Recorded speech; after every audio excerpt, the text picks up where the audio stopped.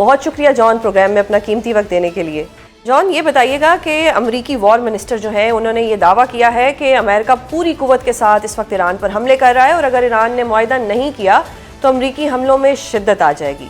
That ultimately means कि जो ईरानी क़यादत ये कह रही थी कि अमेरिका हमले बंद नहीं करेगा और वो जंग बंदी करने में भी संजीदा नहीं है, तो ये तो बात आपकी सच साबित हुई। क्या कहेंगे आप इस पर? जी सुजैन, बहुत बहुत शुक्रिया मुझे बुलाने के लिए। देखिए, मैं बार बार एक ही बात करता हुआ आ रहा हूँ, कब से एक ही बात करता हुआ आ रहा हूँ कि इनका कोई प्लान नहीं है निगोशिएट करने का।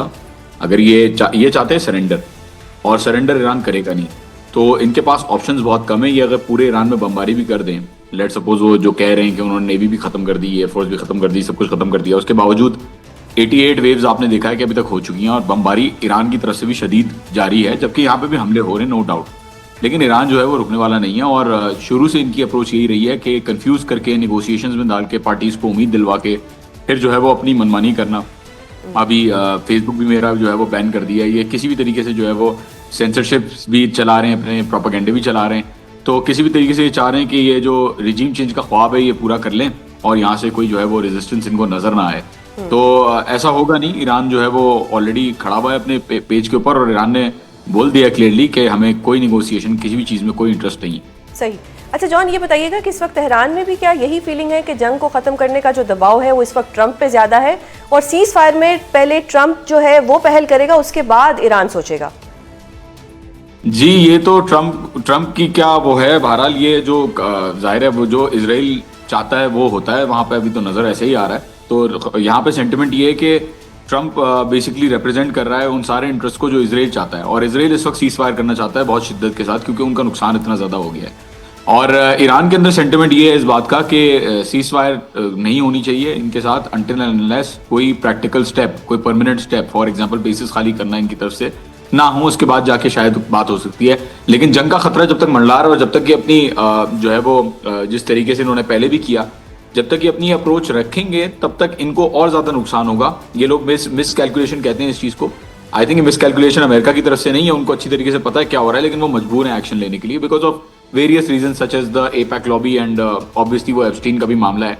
तो जाहिर है वो करते रहेंगे ये चीज, लेकिन उनको नुकसान बहुत ज्यादा हो रहा है इस चीज का। सही। अच्छा जॉन, आपने कहा कि इजराइल जो है वो सीज फायर चाहता है, इजराइल भी सीज फायर चाहता है, वो भी डेस्परेट है। उधर से ट्रंप ने भी 6 अप्रैल तक की डेट दे दी है कि इस तक मतलब जो सीज फायर है वो हो जाना चाहिए। तो फिर प्रॉब्लम कहाँ पे आ रही है? फिर तो सीज फायर हो जाना चाहिए। जब चाहे वो मारें, जब चाहे वो सुलह करें, ऐसा नहीं हो सकता। ईरान का मानना ये है और ईरान इनको ऑफ रैम्प नहीं दे रहा। बिल्कुल इजराइल चाह रहा है सीज फायर करना, लेकिन ऑफ रैम्प किसी तरीके से मिलना जरूरी है, अमेरिका को लग रहा है, क्योंकि बेइज्जती बहुत हो रही है कि ईरान, जिसको लोग कहते थे कि ईरान कुछ भी नहीं कर पाएगा, ईरान ने इस वक्त पूरी जो दुनिया की सबसे बड़ी सुपर पावर है, ना सिर्फ उसके F-35 को निशाना बना के टारगेट किया सक्सेसफुली, ना सिर्फ E-3 सेंट्रीज इनकी जो है वो पूरी तरीके से उड़ा दी, ना सिर्फ इनके इंटरसेप्टर्स को मारा और इनकी जो थैड की बैटरीज है उनको उड़ाया, बल्कि इनको स्ट्रेट ऑफ हॉर्मुज से एक तेल की बूंद भी लेके जाने नहीं दे रहा। और इनके खुद के एलाइज अब इनके सपोर्ट में नहीं खड़े हुए, वो ईरान से परमिशन मांग रहे हैं कि प्लीज हमें स्ट्रेट ऑफ हॉर्मुज से जाने दें। तो देखें, ऑफ रैम्प बहुत जरूरी है ट्रंप के लिए इस वक्त। ऑफ रैम्प बिल्कुल सर्वाइवल, उसके अपने पॉलिटिकल सर्वाइवल तो चले नहीं होगा, वो तो दो टर्म्स पूरे कर चुका है, लेकिन रिपब्लिकन पार्टी जो है उसके अपने सर्वाइवल के लिए और ओवरऑल इजराइल की जो क्रेडिबिलिटी है और इजराइल का जो नोशन है और डॉलर का जो स्टेटस है पूरी दुनिया के अंदर और क्रेडिबिलिटी है, उसको बचाने के लिए ऑफ रैम्प जरूरी है, जो कि ईरान नहीं देना चाह रहा।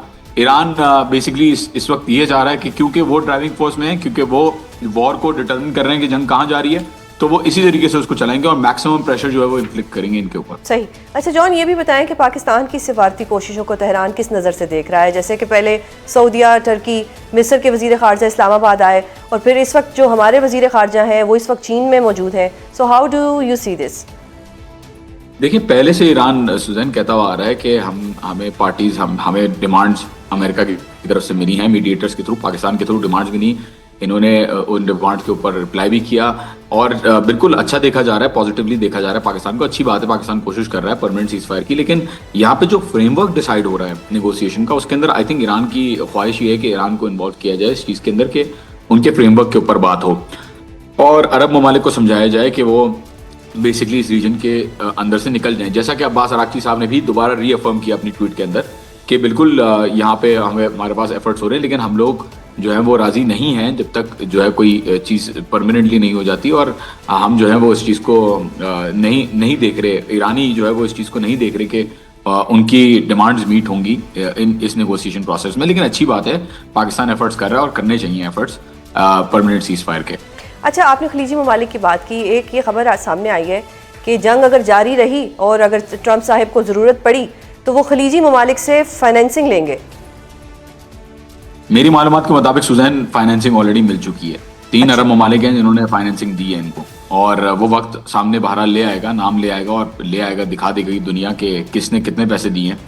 और ये तो इनकी रिवायत रही है अमेरिका की कि पहले ये ब्लैकमेल करते हैं कंट्रीज को, कहते हैं कि तुम्हारे ऊपर हमला हो जाएगा इसलिए हमसे वेपन्स खरीदो, हमारे मुल्कों में इन्वेस्टमेंट करो।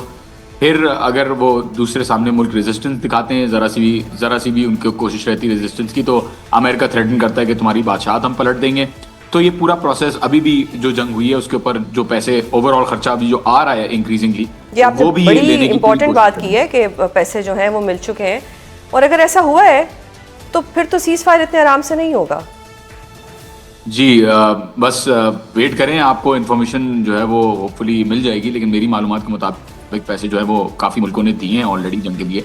और सीज फायर इसीलिए देखें, इसीलिए ईरान इतना इंक्रीजिंगली अग्रेसिवली जो है यूएई और बहरीन पर्टिकुलरली अगर आप देखें तो इसीलिए इतना अग्रेसिवली जो है उनके अंदर जो एसेट्स हैं, यूएस बेसिस हैं और जो इंटरेस्ट हैं उनको स्ट्राइक कर रहा है। और ये बात तो ट्रंप पहले भी कह चुका है कि ये मुल्क हमारा, ट्रंप ने खुद कहा है कि ये excellent, Saudi Arabia excellent, Bahrain excellent, UAE excellent, तो वो तो उनका साथ दे रहे हैं। और खुल के शुरू से नजर आ रहा है कि स्ट्रैटो टैंकर्स और जितनी भी चीजें F-35 खड़े में उनके बेसिस के अंदर, इसराइल की तरफ जो रॉकेट जा रहे होते हैं ईरान की तरफ से वो भी रोके जाते हैं इन अरब ममालिक की तरफ से।